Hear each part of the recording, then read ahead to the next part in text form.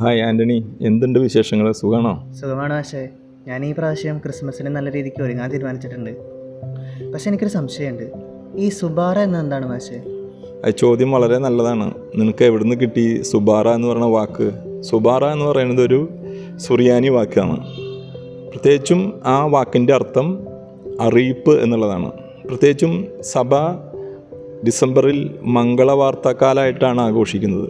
അപ്പോൾ എന്തിൻ്റെ മംഗളാണ്? പ്രത്യേകിച്ച് യേശുവിൻ്റെ ജനനവുമായി ബന്ധപ്പെട്ട അതിനെക്കുറിച്ചുള്ള ഇൻഫർമേഷനാണ് സുബാറ എന്ന വാക്കിനെ കൊണ്ട് ഉദ്ദേശിക്കുന്നത്. 4 ആഴ്ചകളായിട്ടാണ് സഭ ഈ മാസത്തെ ഡിവൈഡ് ചെയ്തിരിക്കുന്നത്. ഒന്നാമത്തെ ആഴ്ച സ്ഥാപയോഹന്നാൻ്റെ ജനനത്തെക്കുറിച്ചുള്ള അറിയിപ്പ്, രണ്ടാമത്തെ ആഴ്ച യേശുവിൻ്റെ ജനനത്തെക്കുറിച്ചുള്ള അറിയിപ്പ്, മൂന്നാമത്തെ ആഴ്ച സ്ഥാപയോഹന്നാൻ്റെ ജനനം, നാലാമത്തെ ആഴ്ച യേശുവിൻ്റെ ജനനം. തീർച്ചയായും മനോഹരമായ ദൈവത്തിൻ്റെ പദ്ധതികൾ വിഭാവനം ചെയ്യുന്ന അല്ലെങ്കിൽ സുന്ദരമായ ഒരു ആശയം പ്രചരിപ്പിക്കുന്ന മനോഹരമായ ഒരു ആഴ്ചകളാണ് ഇതിലൂടെ കടന്നു പോകുന്നത്. ആ അറിയിപ്പാണ് സുബാറ എന്ന വാക്കുകൊണ്ട് ഉദ്ദേശിക്കുന്നത്. അപ്പോൾ തീർച്ചയായും ഇതൊരു സുന്ദരമായ വാക്കാണ്. പ്രത്യേകിച്ചും യേശയ്യയുടെ പുസ്തകത്തിലാണ് യേശുവിൻ്റെ ജനനത്തെക്കുറിച്ചുള്ള വിവരങ്ങൾ പറയുന്നത്, പ്രവചനത്തെക്കുറിച്ച്.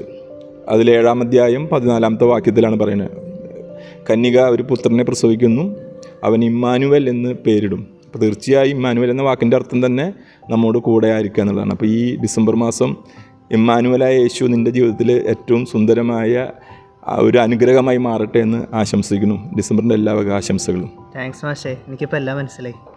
Thank you.